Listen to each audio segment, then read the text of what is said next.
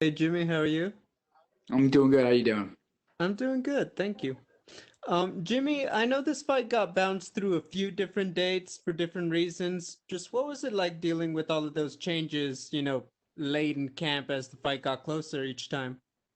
It was just extra workout room. I mean, extra time to cut a little more weight and get a little more skinnier. I mean, it couldn't hurt. It just helped. I know your last fight was at featherweight. How did your body react this camp to having to cut down to 135 again? I had to just tweak some things to cut down to 35. I mean, fighting at featherweight, cutting only 2 pounds compared to cutting a little bit more than 2 pounds is a big difference. But having the extra time helped. How do you feel you and Pedro have changed as fighters since the first matchup?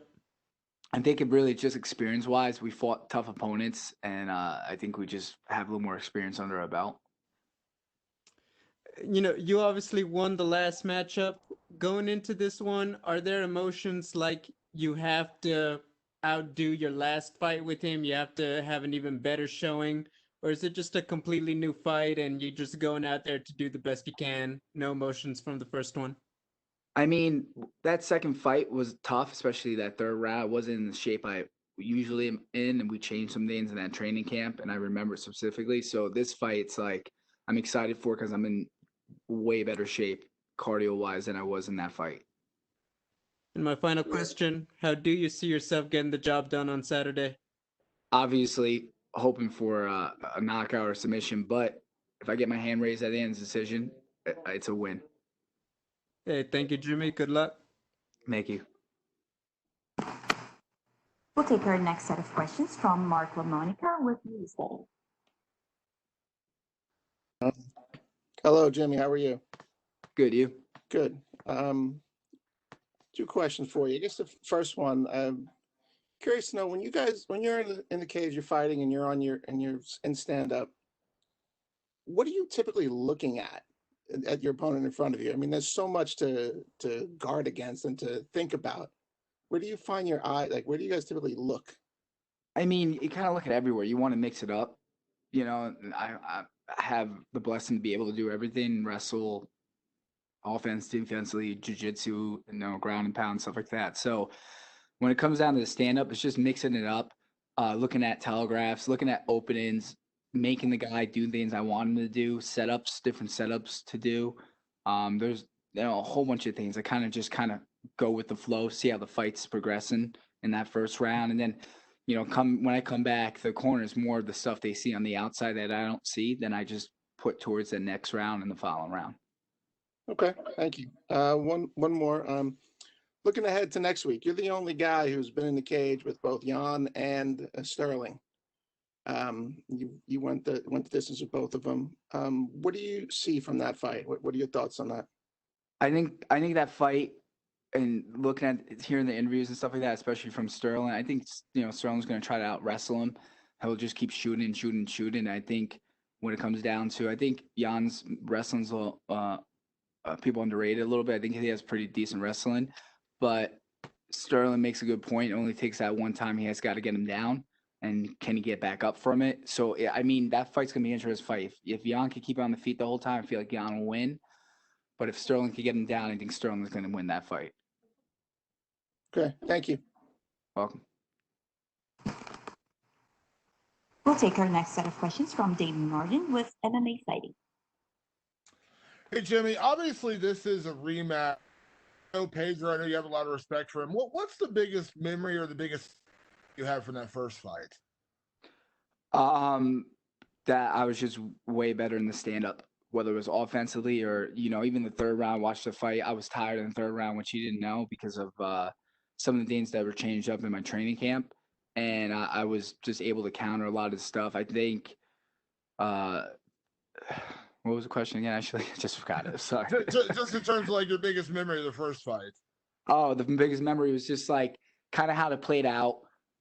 Being in Brazil, I mean, when they don't like you at all and you're American, and going out there and just fighting. I mean, the crowd was really quiet that first round, and then you see, build up in the second and third. I guess I gotta say one of the biggest memories is we literally went toe to toe and just beat the crap out of each other. if there's one thing that Pedro has done in his last few fights, we've seen him kind of adapt the philosophy of like the go big or go home kind of. He had a war with Frankie Edgar. Knocked out Cody Garbrandt. Taking his not playing it safe. Do you kind of look at that as maybe some opportunities for you to take advantage of that in this fight? Love it. I mean, one of the reasons why I like the Pedro fight the first time around and then the second time is he's a guy that stands in the pocket. I don't have to go chase him like I had to do in the Dotson fight. And then even with the Sterling fight, even though I didn't perform as well, Sterling was able to keep good distance and really wouldn't stay in front. And the fights I enjoy the most and love to get in are the ones that are the guys that'll stay in the pocket, won't run, or they'll come forward like him and Peter Yan that stand out the most when I fought in the past couple years. Jimmie, I realize looking at your record today, you're actually coming up on your 6th anniversary in the UFC this year, which seems kind of crazy when you think about how long you've been. The bantamweight division has evolved a lot in the time you've been in the UFC, and now it feels deeper than it's ever been. And I know a lot of people, the lightweight division is the best, or the welterweight division is the best, but where the bantamweight division is right now, in your opinion, considering you are a top 15 fighter, do you feel like the bantamweight division doesn't quite get the respect it deserves in terms of being the best, or maybe even one of the deepest divisions in the sport? Yeah, I think it's building. I mean, it's a stacked division, and anybody could be the champ in the top 10, top 15. I just think there's a lot of good guys, especially in that top 10. And you got two well-known fighters that dropped down, Aldo and Frankie, who bring even more to the division. I think that with those names as well helps build the division even more. I think it's getting more recognition, not as much as it should, but it's building more. I think it just takes time. I mean, you got a lot of big names in there. You got TJ Dillashaw coming back too. It's just, I think as you keep going, as these fights keep going on, it's just going to get more and more recognition. But it's a stacked division for sure. Do you believe that in that conversation when people say the deepest toughest division in the sport is lightweight, you could argue bantamweight, like you said, at top 1 through 15, there's it's hard to separate number 1 from number 6 or number 1 from number 10. It's a pretty deep division. Yeah, I mean, it really is, and anything can happen. I know one of the biggest things they look at are finishes in the UFC. Unfortunately, I don't have as many as I should, and that's just something I've been working on. But it's a stacked division. It comes down to it. Thanks, Jimmie. Welcome.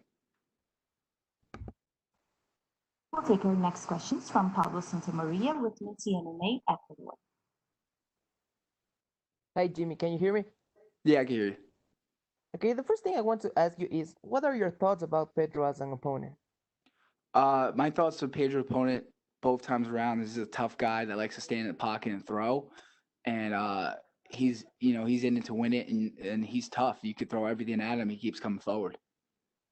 Okay, the first match you have was a split decision, and it was very close. Do you expect the same fight, or do you plan to dominate him? I mean, I think with the fight, he's gonna try to change some things up from the previous fight scene when we fought, and then what he's seen when I fought recently. It was Cody Stateman and other fights. I think he's gonna try to change some things up and try to work some maybe other game plans. I think one of the things he's not expecting is for me to be in better shape than I was that first fight. For sure, for sure. If you get the W, do you want to call someone out, or do you have an opponent in your mind? Yeah, I do. I do have an opponent in my mind. Would you say that or before the fight? Yeah, of course. I think I would love to fight right now. I know TJ is coming back, so I would love to fight him, or Garbrandt as a second choice. Okay, those matches will be awesome. And my last thing, would you like to send a message to your Ecuadorian fans? Yeah, thanks for supporting me and following me. I appreciate it, and I hope you enjoy the fight Saturday night. Thank you very much for your time, Jimmie, and good luck in the fight. You're welcome. Thank you. We'll take our next set of questions from Ryan McCarthy with Low Kick MMA. Hey, Jimmie, how's it going, man? Good, you? Good, good. Just a couple questions here.